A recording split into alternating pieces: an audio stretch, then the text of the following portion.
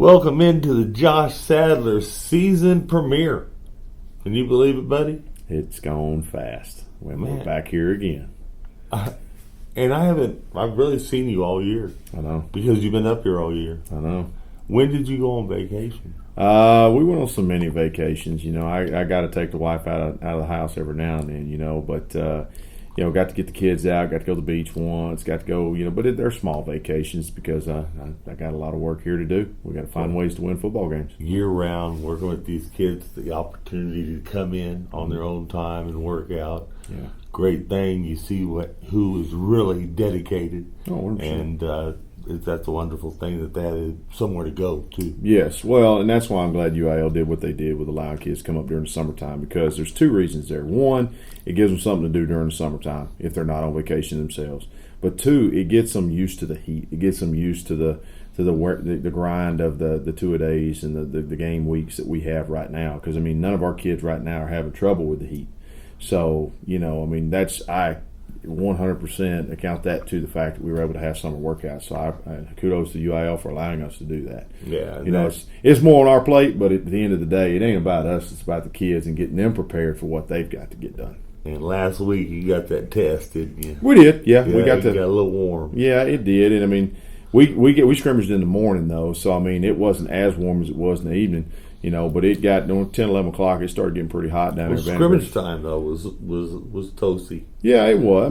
But again, we started varsity scrimmage at 9 o'clock, so we were okay. Yeah. Our kids were fine. even if we had scrimmaged at 5 o'clock, we'd have been fine because we practiced in the afternoon. You were the smart one of the bunch. Well, I don't know if I'm ever smart, but we decided to do that. Drew Sanders, head coach down there, he once was coach here at Killeen, and he asked me if I'd be willing to go in the morning, just simply because of the heat indexes and the wet bulb that's out there now, all that kind of stuff being real high, and just trying to, player safety's got to be number one. Yeah. So I agreed to it, and we went down there and scrimmaged, Thursday morning and got a good scrimmage in. That's good stuff. And then you got to come back and watch some other scrimmages? Yes, sir. We did. I got to go home and grab up my oldest boy, and we went and watched a couple of scrimmages and got to see some guys, some district opponents, and so it was good for us, to get that done and get to, move around a little bit, see some other people. One more thing on the family, can't wait to see the boys on Friday night after the game. Yep, yes sir. I'm looking forward to that. I am too. They're going to get to come over for decals with families and do that stuff. They get to come over for Thursday night football games.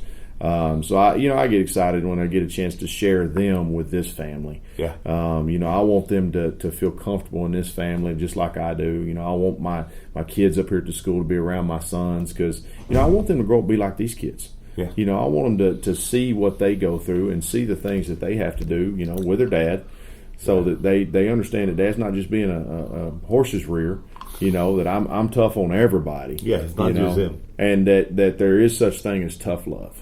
Because we have to dish that out here, that tough love, because we got to push. Yeah. We really have to push.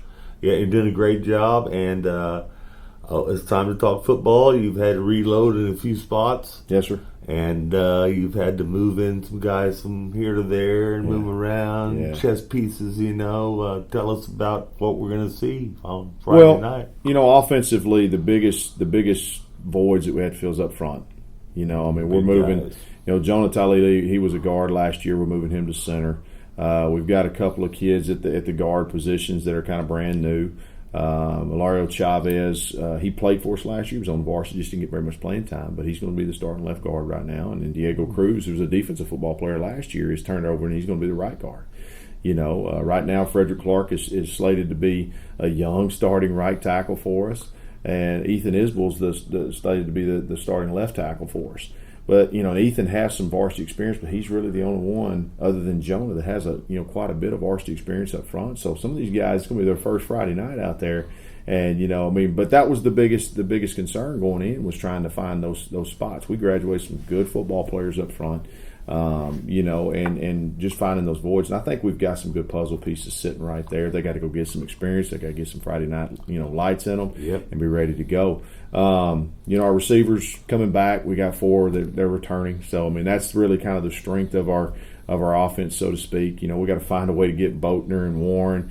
Those guys, the football. We got Tiantre Thomas at the slot. We got Raymond Howard at the slot. I'm moving Chris Webb, who's a backup quarterback, out there to slot. and get him some reps out there. I mean, it's just there's a lot of good athletes out there. We got to find ways to get them the ball. We got Carday Hicks coming back at running back. He's been a mainstay here since the sophomore year. He's a weapon. He is, and we're going to see how we can, creatively get him the football. And your fullback. Yeah, well, our fullback's going to be Quentin Moody. He's a fullback tight end. Darius Reed's going to sit in that role some too. They kind of split time right there. So we use them some. It's not like the old school where you had a fullback in there all the time. We're four wide but a lot. But he's big. They're all big. He kids. makes a hole. Yeah. And so and we don't use a traditional fullback. Right. We use it differently with the spread offense. So right. It's still good stuff. The bigger question of the entire thing was came down to our quarterback, and we had a really, really, really good race between Jamarcus Wilson and D'Angelo Ingram. And at the end of the day, we're going to have that guy out there on Friday night and I'm not going to give it to you. Dan. Yeah. Not right now. But, there's going to be a kid that runs out there that he's doing a great job for our offense. He's leading our offense. He's doing a good job of making sure guys are where they're supposed to be and executing the offense. And I will tell you this, it was a very tough decision. And that's why, we took it all the way through fall camp, all the way through that first scrimmage, with who we're going to decide who's our starting quarterback, because both kids did a really good job through the spring, through the summer, and through fall camp of, making their case for why they should be the starting quarterback for Killeen Kangaroos. That's a terrible problem to have. It's a terrible problem to have. And I will tell you, it's a tough decision. I mean, people think that, we just say, hey, you go out here and do this. But, no, sir. But the thing about it is, we're up here for the kids. And whenever you have to look a kid in the face and tell them, hey, you're not the guy, you can see the disappointment on their face. And that's something that breaks my heart, that I have to make those decisions and I have to deliver that message a lot of times. You got one kid that's ecstatic and you got one kid that's brokenhearted. I don't want to ever see a kid be brokenhearted, because I think of it like this. That could be my son sitting in that chair brokenhearted, and I don't ever want to see my son, brokenhearted. So, I truly do love our kids, and it breaks my heart to have to give that message across. But, the world is a competitive place, and somebody has to start, somebody has to be the backup role, and the big message to all of our kids in all of these processes is, if you're the starter, great, earn it and keep it. Yeah. But if you're not the starter and you want to be the starter, there's always time. There's always time to go earn that place. So I'm very proud of our kids for doing that. Defensively, we had to replace a lot of seniors. One of them big cog in the middle, Sammy. Oh, yeah. Sammy, he was a good one, man. Sammy Hernandez. And he's down at Sul Ross right now. He told me he made the traveling squad, so I'm very proud of him.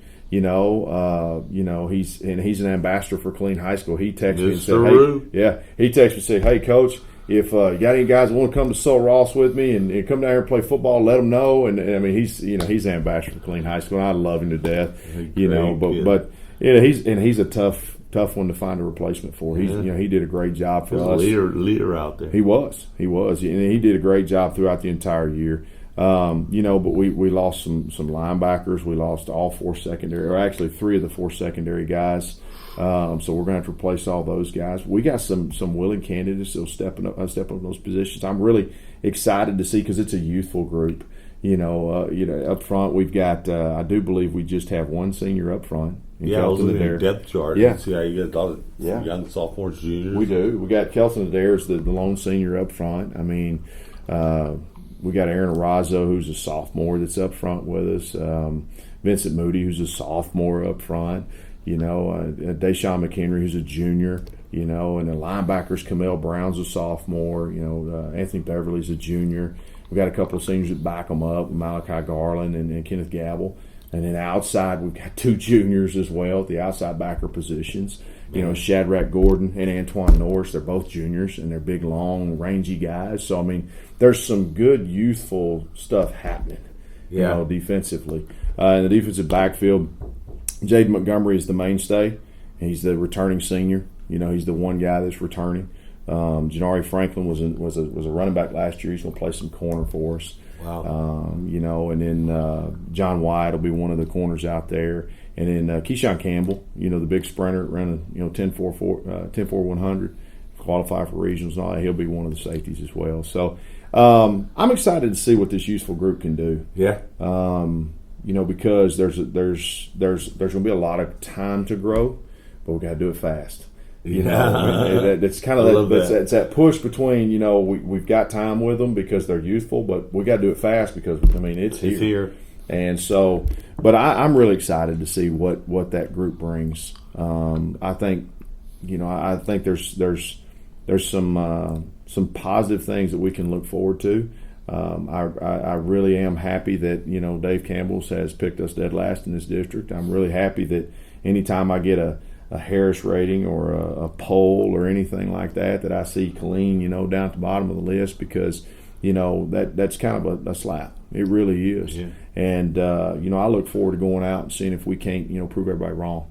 A little slap back. Yeah, well, I ain't gonna slap back. I'm just gonna say, we'll let our actions speak for ourselves. That's what I mean. We just want to go out there and earn the respect. because nobody gives us respect. We hadn't earned any yet, and so we just want to go out there and earn some respect and make sure that we're doing it the right way.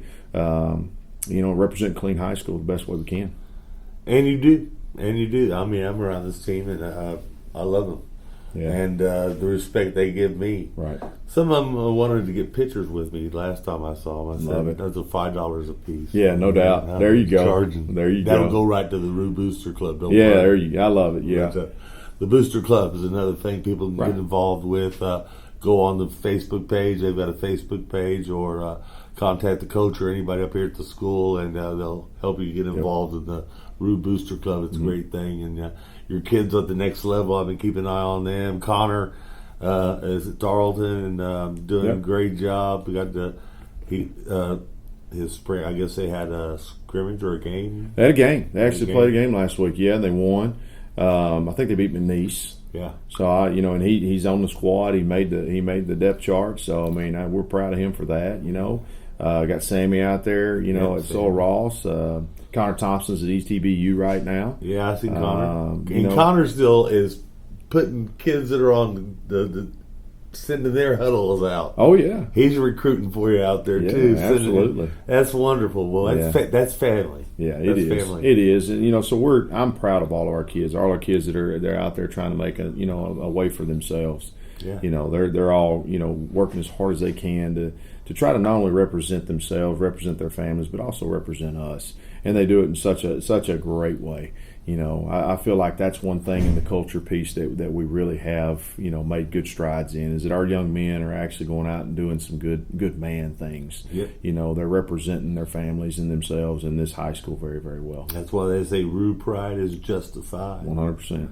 Man, I'll tell you what, I can't wait to see you on Friday night after the game. Yes, sir. Little post-game interview. I'm going to catch a little Harker Heights football, then head on over here. Yeah. And get here and watch the second half when you're up by a couple touchdowns or so. Well, it'd be nice. I hope that's the way it winds up. If not, I'll put a uniform on. Yeah. Well, if you go by those experts out there, we're 25-point underdogs. Yeah. And we're 25-point underdogs at home. And I've said that twice now because I said the Dave Campbell's thing and now this. Yeah. That is truly bulletin board material. We love that stuff. And I hope our kids take it to heart and we go out and we execute and play well, because I know without a shadow of a doubt if we go play well, we'll be just fine.